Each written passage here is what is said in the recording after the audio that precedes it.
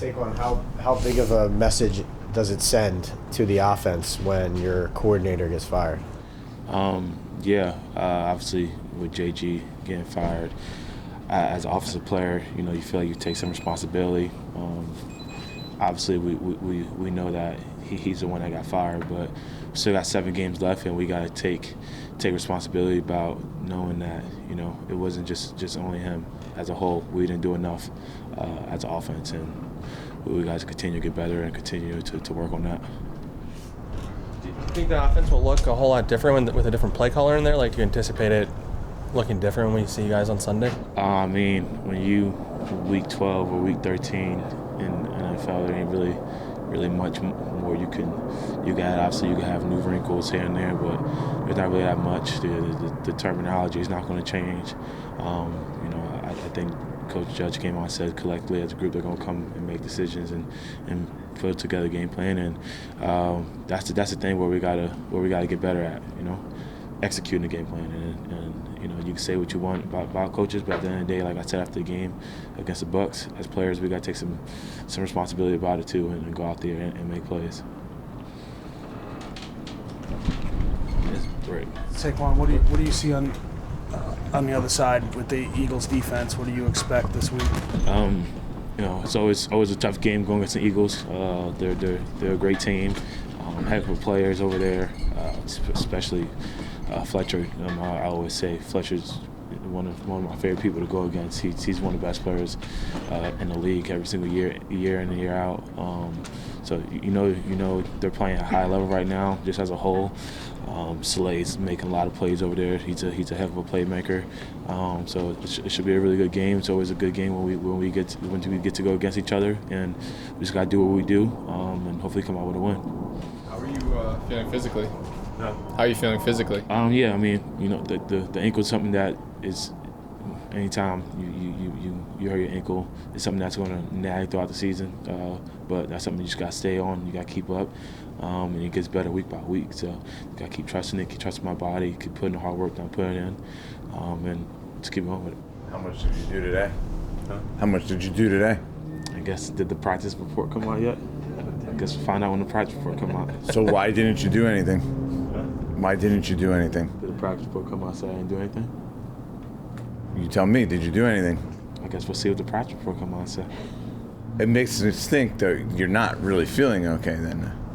If the practice report does come out and says did not practice or limited, or we saw you stretch. That's part of practice. You go if it's. I saw you go inside. You want to know why I went inside? Okay, that's why I'm asking you. You want to be honest? I know. I had a really good Thanksgiving meal. Possibility for sure. If we want to take it there, I had a really good Thanksgiving meal, and I had to use the bathroom, so I went out there to go. But you're feeling like you're gonna play and you're fine. Yeah, that's the mindset. That's the question you want. That's a mindset. Yeah, that's what I was I played last week, and like I said, it's getting better each week. So, but the reason why I went inside had nothing to do with. We're good on that one. I think we could leave it there. Though. How did you feel like you played against the Buccaneers? Obviously not enough because we didn't win. Got to go in there. Obviously, your mindset to when you come back, you want to go and be right back where you were at and go crazy and have an amazing game. That's just anybody as a competitor, as an athlete, what you want to do.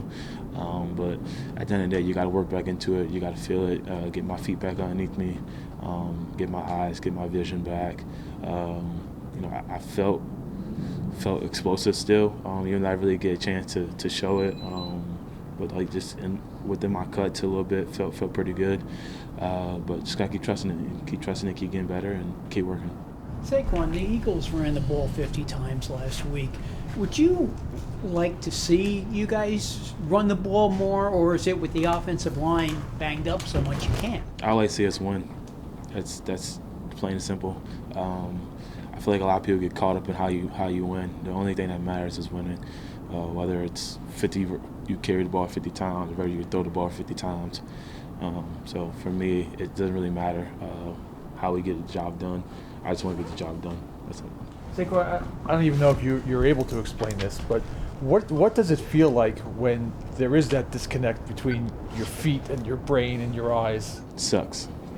I'm tell you right now, it sucks. It feels weird, it's frustrating, but that comes with some of the unfortunate things that happened to me the last 2 years, and it's part of it. It's part of the journey. It's part of the story, and as I continue to work through it, and continue to get better. When I'm back and I'm doing the things I know I can do, and I continue to have a long, healthy, successful career, I'm look back on these moments and these dark times and these frustrating times and know that these are the moments that help mold me become the player that I am and the player that I'm going to continue to be and going to be in the future.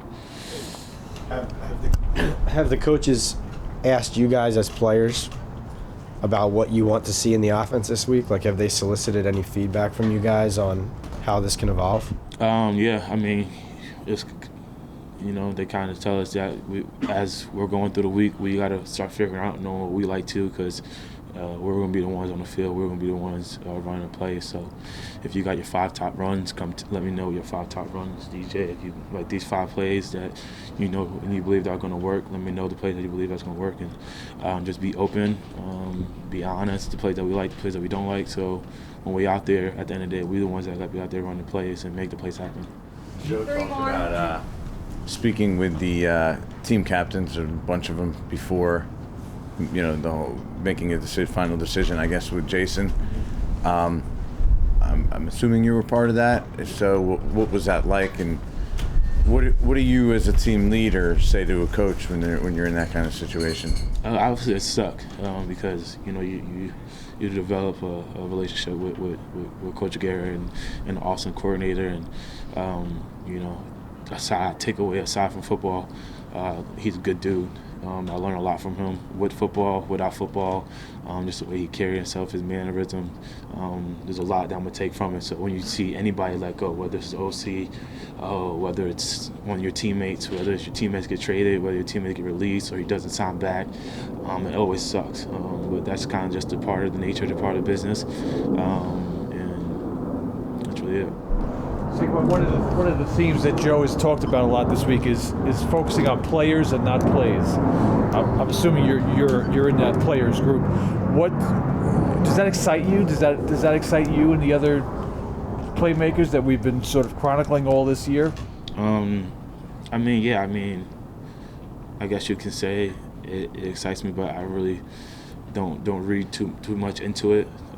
Meaning, like, no matter what the play call is, whether it's the play is designed to go to me or it's not, or it's designed to go to KG or it's designed to go to KT or DJ or whoever, we got to make the play happen.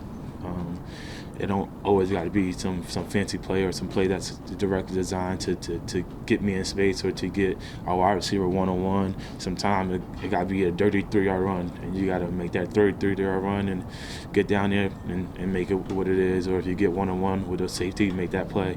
It don't matter. They could scheme it up as much as they want and make it, draw it up beautiful. But if all of us on the field is not playing as a whole and playing as a collective group, it doesn't matter. Last one. Y'all not cold, like. We were standing for 20 minutes. You mentioned you don't need to get the ball in space though, but how much is that the goal here to get you guys, the playmakers, and do you sense that that's the change here? That they need to get you guys, your top playmakers, the ball in space so you can do your thing. I know the dirty yards you say, that's great and all, but you guys, that's where you and Kadarius and Shep and those guys, that's where you make your difference, isn't it? I think we make a difference, whether it's in space, not in space. But I see what you're saying. Obviously, you want the play calls to be designed to set you up and put you in the best position possible. But sometimes it's the NFL. Those guys are good over there too. They're scheming up too, and like that, prior that we never had any plays designed for this person or that person.